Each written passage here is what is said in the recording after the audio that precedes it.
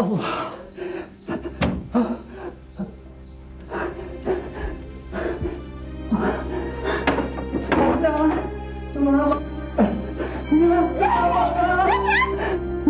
Tengah abang. Aziz, cepat. Apa tu, Mak?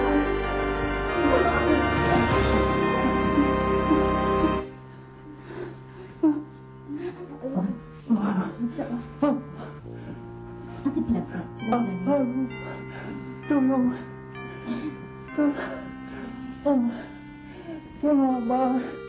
Abang sikit tengok. Aduh. Buka tangan abang, Mak. Tolong abang.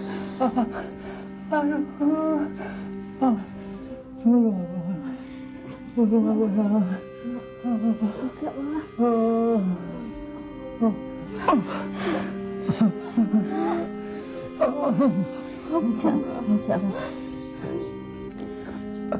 Sekejap. Asyhadu an la ilaha illallah.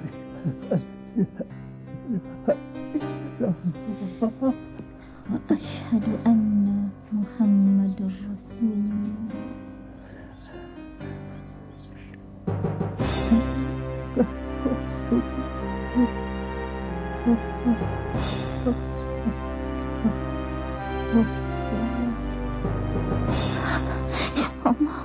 Pernahkah Anda menghadapi musibah atau menyaksikannya?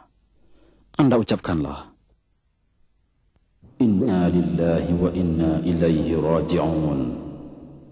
Maksudnya, sesungguhnya kita kepunyaan Allah dan kepadanya kita kembali. Bismillahirrahmanirrahim. وَلَنَبْلُوَنَّكُمْ بِشَيْءٍ مِّنَ الْخَوْفِ وَالْجُوعِ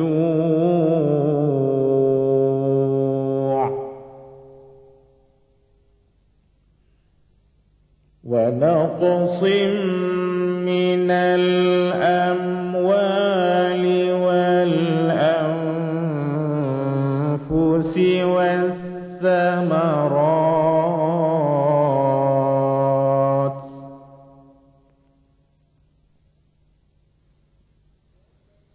وبشر الصابرين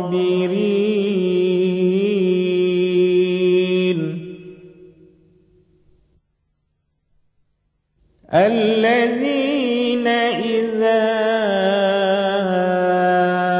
أصابتهم مصيبة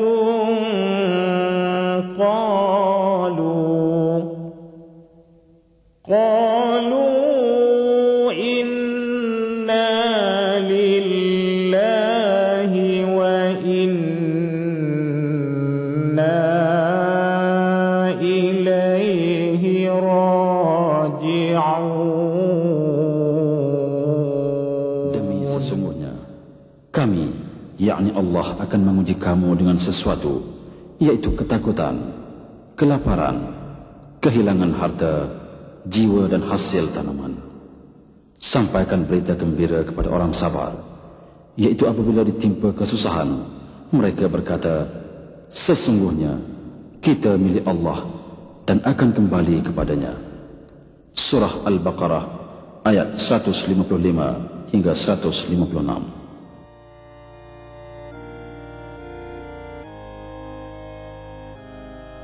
Bencana dan bala yang menimpa menyebabkan manusia hidup dalam kesusahan.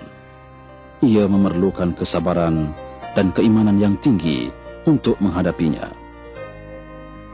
Adakah Anda terfikir bahawa semua ini ujian bagi kita semua? Bagaimanakah kita menerima hakikat bahawa segala musibah itu mempunyai hikmah di sebaliknya?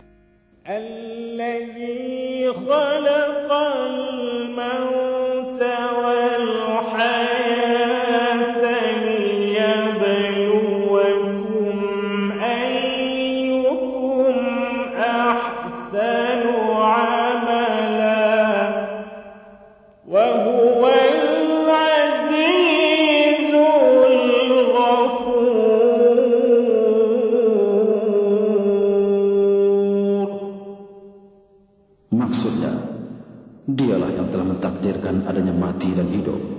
untuk menguji siapakah di antara kamu yang lebih baik amalannya, dan Dia Maha Berkuasa lagi Maha Mengampun. Sejak kematian ayah saya kan, untuk meneruskan hidup, membesarkan kami selama 7 orang.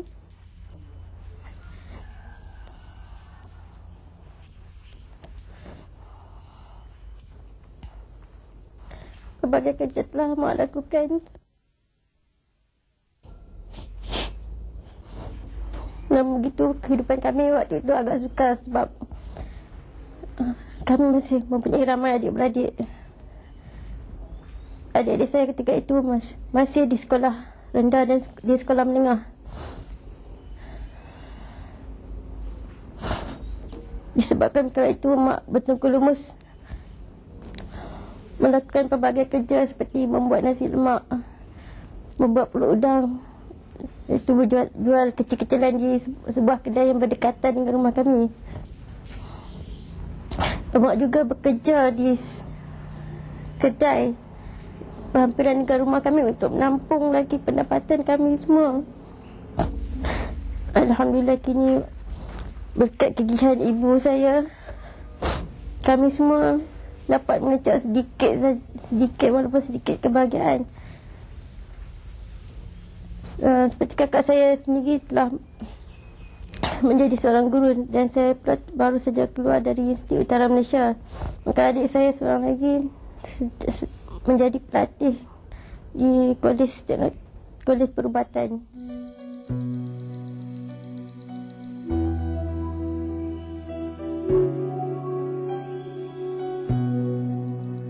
Selepas berlaku aksiden tu, anak saya dalam masa selepas 22 hari dia ada demam serta dengan batuk kelongkong. Setelah tu dia pingsan, tak sadar diri. Masa tu doktor scan otak dia. Anak saya perdarahan otak telah merebak. Jadi dalam masa tu doktor kata secepat mungkin lah untuk menyelamatkan nyawa dia, secepat mungkin melakukan pembedahan otak tu lah. Sepanjang hari penjagaan anak saya ni, mula-mula bangun pagi ya, saya memandikan dia, exercisekan dia. Lepas selesai, urut-urut badan dia semua, bagi minum susu dia, susu ensure susu dia tu 3 jam sekali saya beri minum. 3 jam sekali saya beri minum. Tapi sebelum minum tu saya buat suction supaya terkeluarkan kahak daripada leher dia ni, ke hidung dia, takut tersedak. Tersedak nanti dia muntah masuk dalam paru, bermasalah pada diri dia ni. Pada malam hari, kadang dia ni pun terkejut macam sawan kan.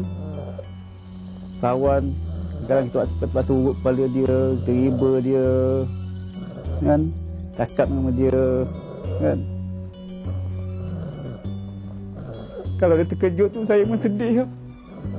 Saya cukup sian kalau dia terkejut tu. Saya kadang-kadang saya takut juga kan, dengan kadang kaki ke mata dia gerak tu, dengan tangan terangkat kaki macam ni, saya pun takut. Kadang muka ni biru, kadang saya urut dia, betul dia pun relax. Tapi kipas sentiasa buka lah dia ni, sebab sentiasa badan dia sentiasa panas kan. Panas, saya boleh tidur.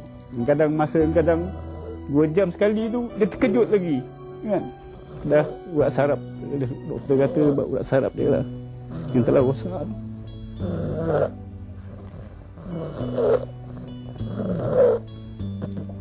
Penjagaan dia memanglah rumit sikit lah. Asal anak kadang macam ni kan. Tapi macam mana pun, ini semua dugaan Tuhan pada diri saya dan keluarga saya. Sebaliknya ketabahan lah, menduga kan, menduga kita kan. Kat mana keimanan kita? Betapa berat mata memandang, berat lagi bahu memikul.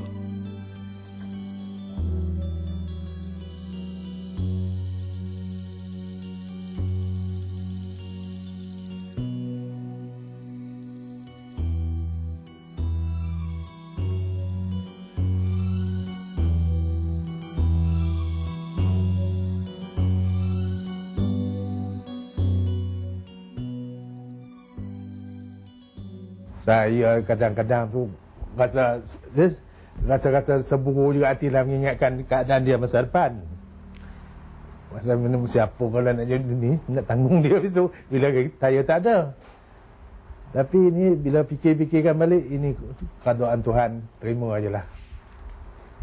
Kita harap kepada khasnya kepada kawan sekolah dia lah, supaya janganlah mengejek-ngejek dia. Sebab apa, dia boleh jadi tekanan dari sana juga yang dia tak mahu sekolah tu. Nasihatkan orang yang berbadan macam ni, yang senasib dengan dia lah, agak-agak bersabarlah, jangan rasa rendah diri dan malu, sebab ini adalah kehendak Tuhan. Hiduplah kami mencari kurnia, walaupun susah, tetaplah berusaha. Tidaklah kami berduka nestapa, dosa pahala perlu dikira.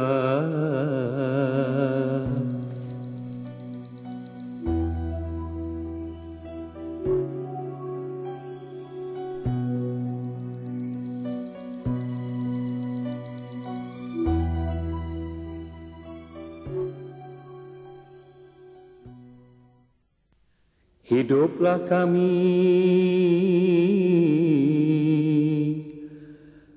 perlu ketabahan.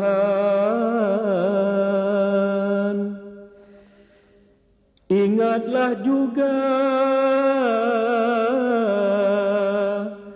ujian Tuhan.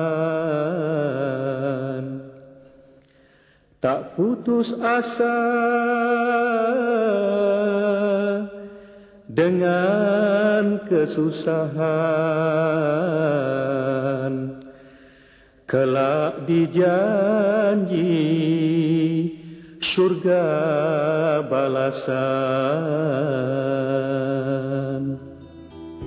Anak-anak kalau raya, kok tak saling anak-anak, kok hak kecil tu, hak cacat tu ya, kok bagi saling baju dia. Hak lain tak saling, cuma orang sedekah kain baju. Kok pakai hak tu lah anak-anak. Tak mampu kok nak beli kan. Tu dia lah. Kok buat kerja hari-hari pun tu dia lah. Kalau pinang, atur asal lugo. 2-3 hari ni asal lugo tak ada. Tu buat pinang. Cuma kena orang kata Zah pergi tolong tak. Dia, apa ni, pergi tolong menebah tak. Tolong menebah. Kok tolong menebah orang. Bagilah dengan RM5 sehari. Tolong pergi basuh kain rumah orang. Tu dia lah, kok hari-hari tu dia lah, kok buat kerja. Kadang ada lah, orang kata kok sebelah keliling ni, bagilah unjuk-unjuk ikan lah apa ke. Ikan hak tu ya kok pun makan. Kalau mereka bagi, barang kok ambil kedai habis dia duduk bayar lah. Hak tu lah. Dekat tu lah, dia pun dalam 2-3 bulan ni dia bantu.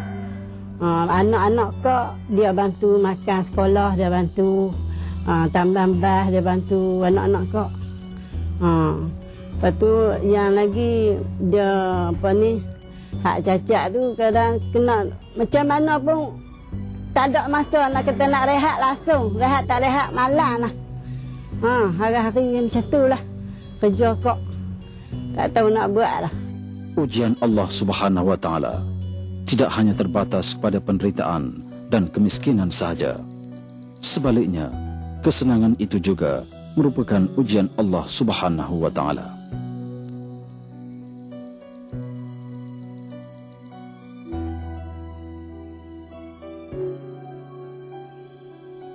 Waktu anak saya aksiden tu, saya baru sampai ke Paris.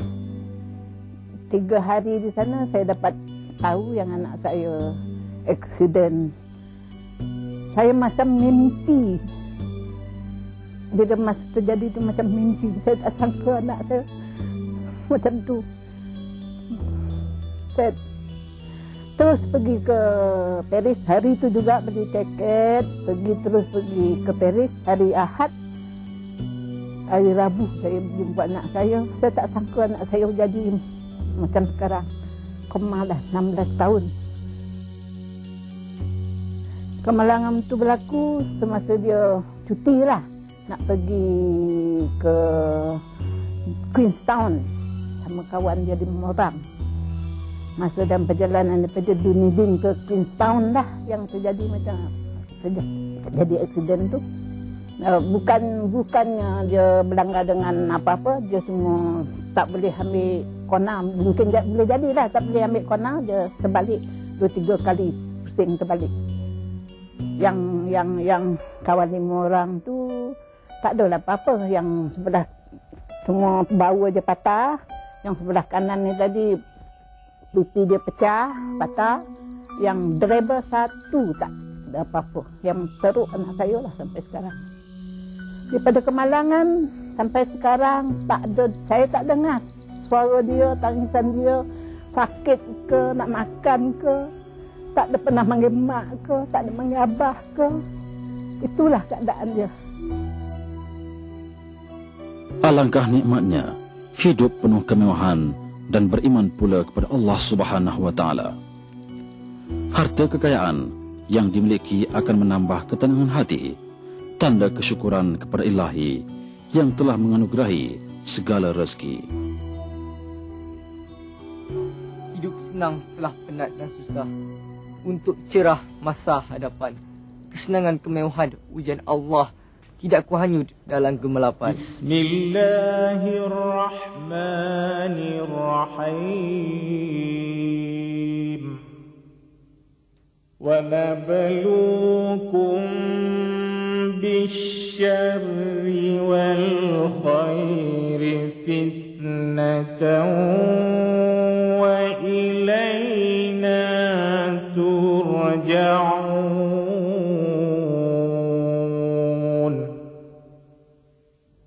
Maksudnya, dan kami menguji kamu dengan kesusahan dan kesenangan sebagai cobaan, dan kepada kamilah kamu akan dikembalikan.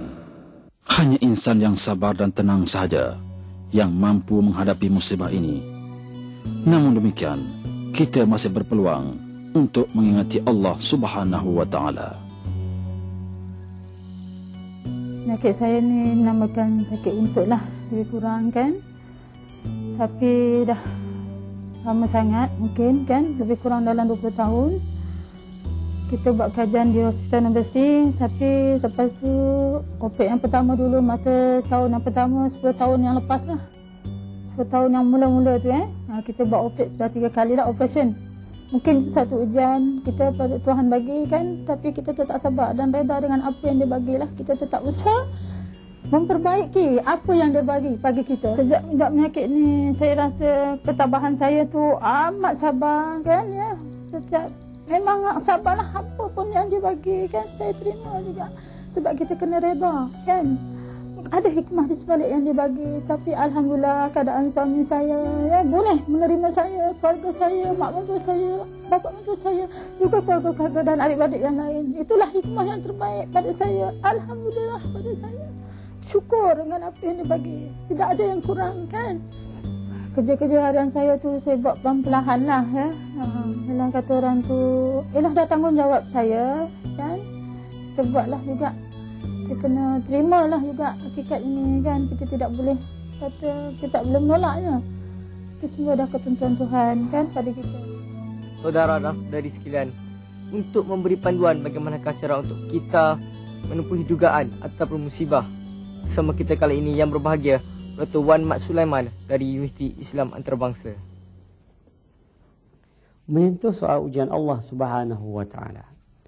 Ianya menjadi sunnah Allah menguji manusia untuk mengetahui sejauh mana manusia itu benar dengan Allah Subhanahu wa taala, jujur dengan Allah ataupun sebaliknya berbohong dengan Allah Subhanahu wa taala. Dalam kes ini Allah Subhanahu wa taala berfirman, Alif Lam Mim, ahasiban nasu an yutraku an yaqulu amanna wa hum la yuftanun. Wa laqad fatanna alladhina min qablihim fala ya'lamanna Allahu alladhina sadaqu wa la ya'lamanna al-kadhibin. Artinya, adakah manusia menyangka Allah membiarkan mereka mengaku mereka beriman kepada Allah Subhanahu wa taala sedangkan mereka tidak diuji oleh Allah Subhanahu wa taala? Sesungguhnya Allah telah menguji manusia-manusia yang sebelum ini. Daripada ujian itu Allah mengetahui siapakah yang benar dan siapakah yang berbohong terhadap Allah Subhanahu wa taala. Di sini kalau kita lihat, apabila manusia diberi kemewahan, manusia diberi bisnes yang begitu menjadi, manusia diberi sanak saudara yang ramai, keluarga yang ramai, keluarga yang baik, tetapi mereka lupa kepada pemberi rezeki kepada mereka, iaitu Allah. Mereka lebih kasih kepada perkara tersebut lebih daripada Allah dan Rasulnya. Ketika itu merupakan ujian Allah Subhanahu wa taala. Allah beri kepada manusia kemewahan tersebut. Jadi bagaimanakah untuk kita menghadapi segala ujian Allah Subhanahu wa taala ini? Dan hari ini saya ingin membawa satu ayat Al-Quran yang berbunyi, ya ayyuhalladzina amanu sabiru wasabiru warabitu. 3 perkara yang Allah Subhanahu wa taala sebut kepada kita untuk kita menghadapi segala ujian Allah Subhanahu wa taala. Yang pertama Allah menyebut di sini, wahai orang yang beriman, adalah kamu sabar, dan kamu sabar dan juga kamu meneruskan segala usaha kamu, jangan kamu merasa putus asa dan sebagainya. Jadi Allah sebut as-sabru yang pertama, sabar yang pertama, iaitu kita sabar, kita tetap dengan segala amalan ketaatan kita kepada Allah dan kita jauh daripada melakukan segala keburukan. Allah beri kita kesusahan, kita tetap sabar melakukan ketaatan kepada Allah. Allah beri kita kesenangan, juga kita taat dan melakukan kepatuhan kepada Allah Subhanahu wa taala. Dan al-musabarah yang kedua disebut dalam ayat ini, iaitu kita terus melakukan kerja tersebut walaupun kita gagal. Warabitu, satu cara yang lain Allah disebut di sini, kita adalah melazimi diri kita dengan suatu perkara yang positif. Segala usaha kita, segala kerja kita, segala tindak tanduk kita, kita mesti ikat diri kita dengan segala tindakan yang positif. Sama ada kita mencapai kegagalan, mencapai kejayaan, kita bertindak dengan tindakan yang positif. Bukan kita putus asa, bukan kita bersedih, malah kita mengambil segala kegagalan itu sebagai cabaran untuk kita mendapat kecemerlangan yang lebih selepas itu.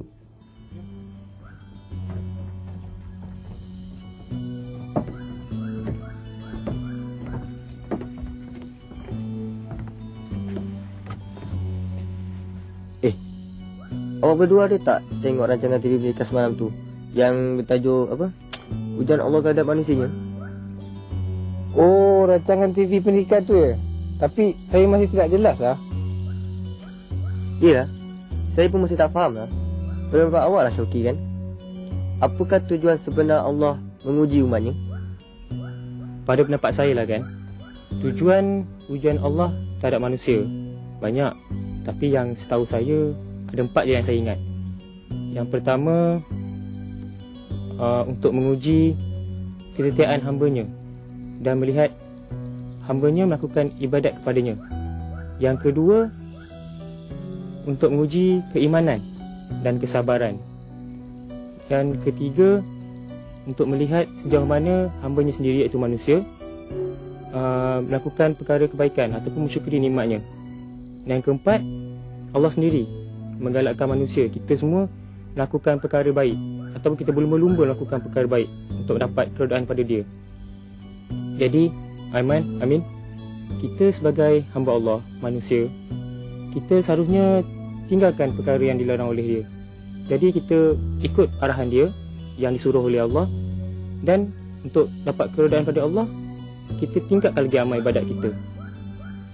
Jam pun sudah lewat. Kita balik, jom.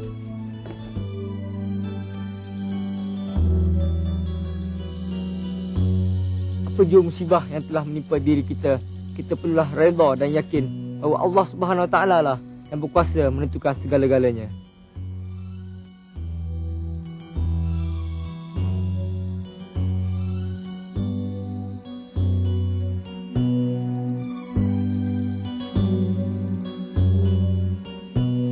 Allahumma alhamna bil Qur'an waj'alhu lana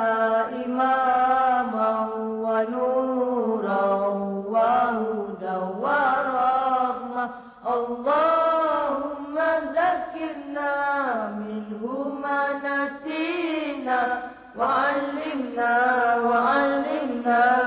منه ما جهلنا وارزقنا تلاوته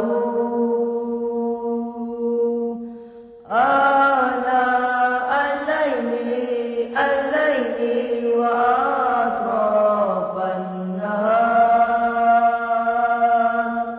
واجعله لنا حجة يا